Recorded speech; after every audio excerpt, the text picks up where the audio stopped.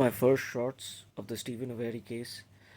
It has captured public imagination, and it has actually captured worldwide imagination after the Netflix documentary. And I was uh, fortunate to watch this documentary just a few days back. And me, as a law student, as a lawyer who now has absolutely moved away from the profession, I couldn't stop but make these shorts to make a layman understand exactly some certain principles of law. Now, why does Stephen Avery case require a retrial? Okay, it requires a retrial because post Brendan Dassey's confession, the prosecutor Kranz disclosed all the details of the reconstruction of the crime to the press, all the lurid details, all the graphic details of what happened that night as per his conjecture and as per the forced confession, I would say, of Brendan Dassey, which was, I believe, it was absolutely bad in law. And once you do that, what happens is when you go ahead and express these things in a county which isn't a very huge county. I wouldn't say it was a huge county where he lived. You're essentially coloring or tainting the public opinion at that point of time. And since the American judicial system still rests on the jury system of trial, you are actually creating your narrative to the general public and tainting their observations therein. So when you do that, that is absolutely wrong. That completely vitiates the very process through which the American judicial system works. And I honestly feel the American judicial system is an incredible thing, and I really appreciate it. The very fact that we are actually discussing this case and we are going ahead and basing our observations on it is because the American judicial system has a very foolproof way of recording things. You can actually watch and see what exactly has happened in this case. This you will not find in any country. So it has a very developed system of jurisprudence, and we are all, honestly speaking, I'm from India, but I'm very envious of this judicial mechanism or the framework which you all have. The reason the American judicial system has such a stable framework, that is the reason why we can actually go ahead and watch it in isolation, and also go ahead and find out or analyze what went wrong in this case. So this is the very reason this case should be thrown out. The reason being, the moment Kranz went ahead and disclosed his story or his narrative or his reconstruction of crime, which was based on the Fed suggestions of the investigators to Brendan Dassey, he's actually going ahead and spreading his story or his narrative to the general public in Mantoka. Okay, so the people there, when you're switching on the TV, you're basically saying, "Hey, man, this guy is guilty," or even if he's guilty, this is the way he's done it. And then you kind of bring out a truckload or a mountain of DNA evidence and everything again, which are all very questionable, as we can watch and as we have come to know in recent times. Uh, you are essentially exposing the whole general public to your prosecutorial narrative without even giving the defense a chance. You cannot go ahead and do that. That is a complete legal violation, legal ethical violation, because when the case is in sub judice, you cannot go ahead and state your facts, state your version of facts, and feed it to the general public when you're not sure. The funny part is, during the trial, when the trial was going on, nearly half of the charges of Stephen Avery were thrown out because they could not prove it. The only way they could get him was through the homicide of the fact that he was killed by Stephen Avery. That was the charge which held, but false imprisonment, etc., everything which was taken out from Brendan Dassey based on his confession, all those charges were thrown out. Now, if you throw out those charges, but the jury actually decided the crime based on all the charges, which at that point of time Kranz had told the general public. So when you start the trial, that is so important. When you start the trial as a jury, your perception is already fixed. Already you think or you feel that this person is guilty when these lurid graphic details of crime, which you, by the way, which you could not prove in the trial. We really don't know whether those things happened when how Teresa Hallback was killed, because that's your version of facts. That is something which you created by making Fassbender and Weggart go ahead and suggest facts to a child, to a juvenile with a limited knowledge, and he simply nodded because he wanted to get out of a position and just go to his girlfriend for the evening or finish his class project. He just didn't have the understanding to know that whatever he is stating is actually working against him. He didn't even understand his Miranda rights. So I think that is the fundamental point based on which Stephen Avery should get another retrial, because he did not get a fair trial because the prosecutor went ahead and disclosed to public details which are not the fact again, which we don't know are the facts again, because he has not been able to prove it through DNA evidence, through confessions or anything, right? He has not been able to prove it, and he has even thrown that charge out of Stephen Avery.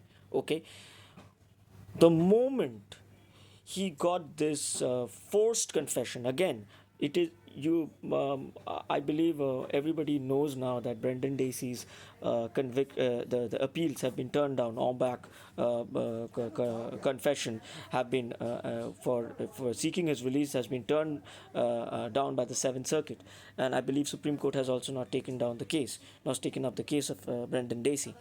Now, uh, you need to understand now.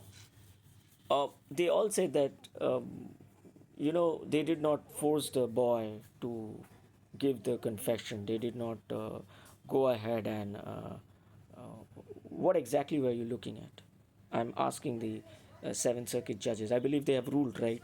What exactly were you looking at at a boy who has who's a little who has a limited knowledge of understanding and everything? Do you think this person would have responded or reacted if the investigators had scolded him, had slapped him, had been very forceful with him? No, he would have gone into a shell. So they coerced him. They did. And I'll tell you how you actually go ahead and coerce a juvenile who has limited understanding. You essentially speak softly, nicely with people, with them, and you use not coercion. That's not the exact word here. You use undue influence, which I didn't understand why people did not go ahead and use this word. What the investigators used was not per se coercion to take out this kind of a confession from Brendan Dassey. It was not a forced confession. It was a confession which was induced by undue influence. And I'll just go ahead and explain what undue influence is. Undue influence happens when there's a person in authority and there's a person who's below that authority, and he goes ahead and uses that undue influence to go ahead and extract something from him. So basically, if you have a teacher and you have a student, and the teacher goes ahead and forces the student that you have to go ahead and do this, right? He's not using coercion, he's using undue influence. Suppose the boss tells a subordinate that you have to go ahead and do this. He may not use coercion, that is force words, but he's a boss. He's in an authoritative position in his office, and he is going ahead and using that position to exploit something from a person who is a subordinate. And that is exactly what happened here, what Fassbender did and what Weggart did with Brendan Dassey. They used undue influence to go ahead and take that confession out of Brendan Dassey. And this is, I don't know whether the judges in Seventh Circuit is going to listen to me right now. I don't. There were three judges who dissented. There were four judges who like there were four judges who dissented and three judges who concurred. But unfortunately, it was overturned, and Knight Rider could not get the application through in Seventh Circuit. My point to you all is you asked some very good questions, and I will take another segment to actually go ahead and address those questions for Judge Hamilton. And there was another judge who actually asked a very key question, which I felt, even Catherine Zellweger actually went ahead and explained in Making a Murderer Part 2, that was not properly explained by Knight Rider. And again, my respect to Knight Rider, please. I hope if you're watching, please don't mind.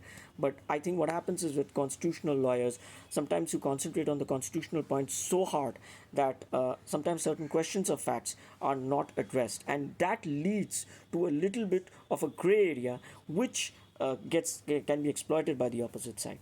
So I will be addressing all the questions of the en banc hearing which happened, because I don't know whether it's going to be taken up. Supreme Court has not taken it up, but I don't know if the US Supreme Court doesn't take up a case, doesn't it have the authority to take it up later? Because I don't know about Stephen Avery. Stephen Avery, I'm very certain that he requires a retrial. But if you're asking me about the commission of crime, there are still a lot of facts which are muddied up, which are muddled up, and after so many years, it's very difficult to get the truth out of that. But if you're asking me about Brendan Dassey, he has no business to be in a prison right now. He has no business, and he should be set free. And it is a slur on the American judicial system that you have kept this boy imprisoned like this. Okay, every day he spends in prison is a slur on the American judicial system, and you should do something about it. Okay, I'll tell you what Brendan Dassey is, right? So that you all understand why I say it with so much of conviction. Brendan Dassey at best, is not at all like guilty of this crime, right? He didn't do anything. He made everything up based on the suggestions of the investigators who used undue influence. And undue influence can vitiate any contract you have, and that involves a contract where you're trying to wheedle out a confession like this. Okay, first point. So at best, he's not guilty of anything, right? Now, let's try and find out, because you see the state of Wisconsin is not letting him go and all that. What is Brendan Dassey at worst? Brendan Dassey at worst, is an accessory of crime who didn't understand exactly what's happening. The crime overtook him. I don't know, but it is not Brendan Dassey who committed this crime. At worst, he can be an accessory of crime who really just got carried away by the things which happened, and he was basically, I'm not sure exactly if he's involved. He was possibly helping or assisting a relative or his friend or so. I don't know. I'm not sure about that, but he has not committed the crime. He's at worst an accessory of crime. So if you're looking at it from that angle, he's an accessory of crime who got involved later, and he, with his limited knowledge, understanding, he just didn't know what to do. He was torn whether he should help his relative or his friend or whatever, and or he should do. He was just in two minds. He didn't know what to do. This is what he's at worst. So a person like him, do you think it warrants such an extreme punishment? More so when his whole confession is tainted. Now, listen, there is a very important point which is argued in the seventh court by the prosecution lawyer. He said that he could actually go ahead and tell certain key points of that confession. Like he said that I could hear her breathing when I put her ears near her, and then I could hear the belly move or something like that. There were certain statements which he said that he said those things, right? And those was more of freewheeling, and this was not suggested to him. Now my point here is, a confession or a reconstruction of crime is complete. It is from start to end. Now if you take out one part of the confession as false, then that is a poisonous seed. We call it in legal jurisprudence poisonous seed. So if you're saying Brendan Dassey went into the trailer and he saw Stephen Avery, she was chained to the bed, all these things. Now, all these parts you cannot validate because you've got no DNA evidence, nothing to prove it. Not even the others. But I'm just saying, if you can't place him in the trailer, so there's one part of the reconstruction which is getting vitiated. Now, what happens? That means that is wrong. That is not something which he stated himself. That was something which was suggested. The investigator suggested to him. So who shot him? Because you were not getting it out from him. So he was guessing. So who shot him? He said that Stephen did, right? Now, the moment he did that, we all know that after 4 or 5 guesses, when he says that, he kind of deflects it and gives it, points it, it says that it's more of like, okay, Stephen did. It's like when you hear his intonation, it's more like he did it, right? So we are not sure. No one is sure. And I'll tell you why I say this, because the prosecution is not sure. Otherwise, they wouldn't have thrown out the false imprisonment charge of Stephen Avery. They can't prove it. Now, when you do that, okay, and you throw it away, and then in the Seventh Circuit, you are actually going ahead and taking Brendan's confession, and you're going ahead and saying, hey, they went ahead and he said these words. That's wrong. You can't do that. Because the whole confession is like a poisonous seed. Now, from that seed, whether you bear a tree, a fruit, leaves, all are poisonous. Each and everything is poisonous. He can embellish it, he can do anything with it, whether he's making it up, we don't know.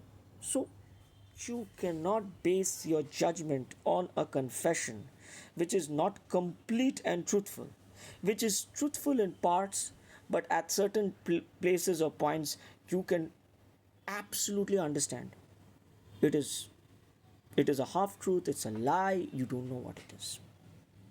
So based on these facts, I think it is very important that Brendan Dassey's case is taken up somehow. I don't know why Supreme Court has not taken this case up. I feel, personally feel that yes, Supreme Court is probably dealing with a lot of cases where juveniles have above average intelligence. Because right now, if you're asking me, juveniles have above average intelligence and they're committing crimes in that age group where really we feel that they are really not, they don't understand what is the implications, what are the implications of their crime, and the courts are having a tough time trying to go ahead and pass sentences on these juveniles. It would be good that certain juveniles, honestly speaking, they are just given the lethal injection or they are given the electric chair. But right now, we all consider those practices primitive. So the best they can do is they can put them away for life. Now, if you actually go ahead and deliberate upon this kind of a judgment, it does open the floodgates of what could happen, what could happen in the future. So you see, when Supreme Court decides on a thing, they're not deciding on one case, right? They're deciding on what's going to happen to the society at large. So that's the reason why I think they have resisted and they have not taken this case up. But I think it's the the fact of the matter is there's an innocent boy right now rotting in jail. And even at worst, if you look at what he has done, at worst, and I'm really not sure what happened there, but I can say for certain that confession is completely tainted and it cannot be used as admissible evidence in a court of law. Okay, it cannot be used as an admissible evidence in any court of law existing in any part of the world. So if the US courts are saying this is an admissible piece of evidence involving a juvenile, wake up. Okay, wake up, please don't do it, because it's very bad in law. It's, yes, it is a question of fact. The problem is there is an underlying question of fact based on which a question of law is being decided. But any question of law has underlying facts. And what constitutional experts err in determining is that when you are actually determining a constitutional point, you have to get into the question of fact. And that is where a lot of people are going wrong. In the Seventh Circuit, there were some very key questions asked. Those were questions of facts, which I will be answering in my next segment, because I think that's where Laura Nyrider went a little. She tried to deflect the attention from those two questions, which I felt was the undoing, because I felt when I was listening to the Seventh Circuit, the en blanc arguments, where that I felt there were three judges. The calibration was that there were three judges who were completely against Brendan Dassey, and there were three judges who were for Brendan Dassey. There was only one judge, the clincher, who could have decided in favor of him. And I will be concentrating on that judge and the question he asked, and how that question should have been answered. I'll be just stating a fact, and I hope the somehow somebody listens to me, because I don't know how many people actually make videos on Stephen Avery and talk about this case regarding fundamental principles of law involving the habeas law and the of course the underlying evidentiary aspects. And I will be answering all the questions of the Seventh Circuit Seventh Circuit en blanc judges. I really loved, honestly speaking, it was wonderful to hear those arguments and how it was argued on. It's a wonderful, it was really, that is the reason why I actually joined law. But I could not go ahead with it. It's the truth. You should try and concentrate on the truth and try and find out. Justice is such an elusive thing, and you have to somehow try and extract it using all these principles. What my objection is that these principles were not presented with the proper facts at key moments to very important people, and I'm just going ahead and making these videos to try and address those principles. What are those principles? It's just something which it's like an hobby. I'm not involved with law still now. But yes, this was something which I used to love, and so I will be concentrating on the en blanc, the en blanc arguments, and how the judges went wrong there. And it is not the judge's fault, because there were certain points of facts which were not presented to them. I feel if those facts were presented, then Brendan Dassey would have been set free by a 4-3 majority. Because there are certain people who will come with certain convictions. Now, when I was practicing in High Court or Sessions Court, there was something which was taught to me as a lawyer. Because you see, the Indian jurisprudence works completely different way. We don't work in a jury system of law. We work with respect to the judges. So we needed to know in every court how a judge feels or he understands. And I started my career as a Sessions Court lawyer, as a criminal lawyer. So I needed to know in every court which judge has what kind of a temperament or perception, what he thinks, and how it can be molded. We needed to. I literally tried to make a dossier of what his autobiography, what his biography is, where he came from. So I could actually put in small tidbits of personal anecdotes or something which could actually veer his thought process. So. So I can understand when those judges were asking certain questions, what was required from the answers. And I'm also making it because I hope I can help Laura and her team, that maybe later on when they are facing another judge, how to actually present the case so that Brendan Dassey gets free. Because Brendan Dassey is not a threat to society. Brendan Dassey is a person who's just been caught up by circumstances, by a lot of conniving, scheming people, and that's the reason why he's in jail. And that's the reason why he's in prison. for so many years. So my first effort is to try and illuminate everyone, tell everybody exactly what's happening as per law, and I will try and make you all understand, even a normal human being understand, a normal layman understand exactly where the American judicial system has gone wrong. They have gone wrong with Brendan Dassey's conviction, post conviction, and his absolute detainment in prison. And finally, I would just like to sign off with one more thing. All these segments, be it anything, it's for Teresa Hallback, because you have to realize she is the person who is no more. So my heart goes out to her as a victim and her family. And honestly speaking, we all do this. I'm not getting any money out of this, right? I'm just doing this because there is a possibility that her murderer is still free. I don't know. I don't know. We hope we get we get to know, because Stephen Avery had to spend 18 years in prison, and then we realized that it was someone else.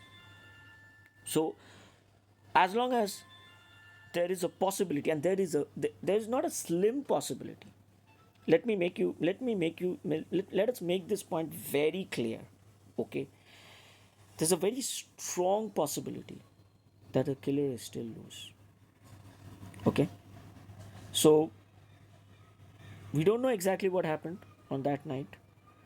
We are still swimming in a in a in an ocean of doubt and contradictions, and I hope we can get a lighthouse. We can find out exactly what has happened. Okay, and be concentrating on Stephen Avery and his case and everything after I made all these segments on Brendan Dassey. Signing off. I hope you kind of enjoyed my small segment. This is just a start segment, and I tried to make a 1 minute segment, and it, I feel very strong about this case. I have first time I actually started working on these kinds of cases was Arushi Talwar, which was a complete. It was a case where her parents were wrongly accused while the killer roams scot free. Now, I'm not going to go ahead and name it, because again that might amount to defamation or something like that. I will not do that. But I know who the killer is. We all know. I think anybody who has read Aviduk's book, anybody who has watched the movie, we all know exactly who the killer is. And it is a shame. Again, it is a shame for us as a nation that we went ahead and we completely destroyed a family. A girl was killed, and then uh, Arushi's parents were wrongly accused, sent to jail, and it is a complete blot to our country as democracy that this happened. And these are the kinds of things which go ahead and question beliefs. And I'm again tell you, we are right now living in a state where everybody is fearful. Should we speak the truth? Should we go ahead and say the truth? Again, we are going to be blasted for that. Okay, and somebody is going to, no, please don't be scared, because India again is a sovereign socialist secular democracy, and it gives us the right to speak against unjust things, cruel things, injustice also. Okay, so I think the first duty of you as a human being, as an Indian, is to actually go ahead and protest. So I again, as a human being, I want to speak out against Stephen Avery's case, and I want to tell people what exactly is the truth. I'm really waiting for next month, where Daily Wire is going to bring out Convicting the Murderer, where they will provide the alternate version of Stephen Avery's case. Always remember, don't go through a tunnel vision. So you've watched Making a Murderer, and you have a tunnel vision right now that yes, Stephen Avery is not the killer, Brendan Dassey is wrong.